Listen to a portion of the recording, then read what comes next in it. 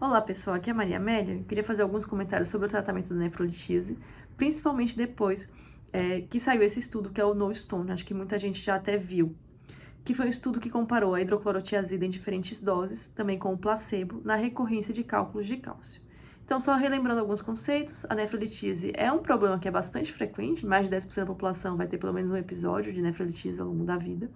Ele vem aumentando a prevalência, né, nos últimos anos, e a gente sabe que nos pacientes que tiveram um episódio prévio, a chance de recorrência é muito maior do que na população geral.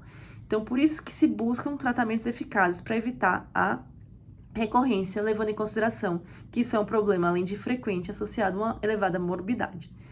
Então, o que esse estudo procurou comparar? Ele incluiu 416 pacientes que eram formadores de cálculo de cálcio e que tiveram pelo menos 2 episódios prévios de cálculos de cálcio. Além disso, os critérios de inclusão eram pacientes com idade maior ou igual a 18 anos e que tiveram esses episódios prévios. Lembrando aqui que a calciúria ela não foi um critério de inclusão. E aí ele foi um estudo randomizado, duplo cego, dividido em 4 grupos. Um dos grupos recebeu uma dose de 12,5 mg de hidroclorotiazida, o outro grupo 25 mg, o terceiro grupo 50 mg e o quarto grupo era o placebo. E o desfecho primário desse estudo que ele procurou avaliar é se existiria uma recorrência do cálculo, seja radiológica ou clínica.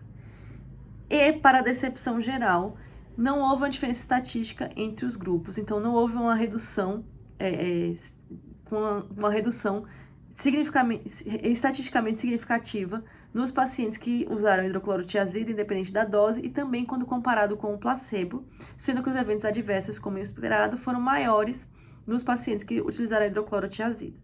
E aí veio o questionamento de muita gente. Se então a gente vai parar de usar essa medicação, não tem sentido usar essa medicação? E eu acho que antes da gente falar isso, a gente tem que pensar em algumas limitações do estudo, obviamente. Como todo estudo, esse também teve limitações. Tem um editorial super legal da New England, que eu acho que vale a pena a leitura, que ele comenta exatamente isso. Então, uma das coisas que ele questiona é, será que o N foi suficiente para essa avaliação?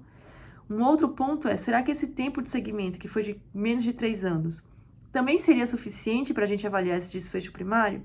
E um outro ponto que eu também achei importante é, a calciúria, ela não foi um dos critérios de inclusão. E hoje sabemos que essa alteração na excreção de cálcio, esses pacientes que têm uma alteração na excreção de cálcio, parece ser a população especialmente benéfica, né, que se beneficia do uso do tiazídico. Então, antes da gente falar que essa medicação ela não funciona para prevenção de recorrência, talvez a gente precise sim de outros estudos. Tinham estudos prévios que tinham mostrado essa eficácia da hidroclorotiazida, mas se questiona hoje algumas questões de metodologia mesmo. Então, nem todos os estudos foram duplo cego. Enfim, acho que a gente ainda pode estudar mais ou precisa de mais estudos nesse tema. E aí eu queria trazer um outro estudo que está em andamento, que é o Sweetstone. Os SGLT2 que já vêm sendo utilizados para tantas coisas, estão sendo avaliados também na prevenção de novos episódios de nefrolitise. Então, esse estudo, ele se baseia em informações que a gente tem de análises de outros estudos, que não analisaram isso como desfecho primário, mas que viram que houve uma redução importante na recorrência de cálculos de pacientes que tinham diabetes e utilizaram o inibidor de SGLT2. Então, esse estudo procura avaliar se a empaglifosina ela vai ser eficaz na recorrência de pacientes que têm cálculo de cálcio ou de ácido úrico.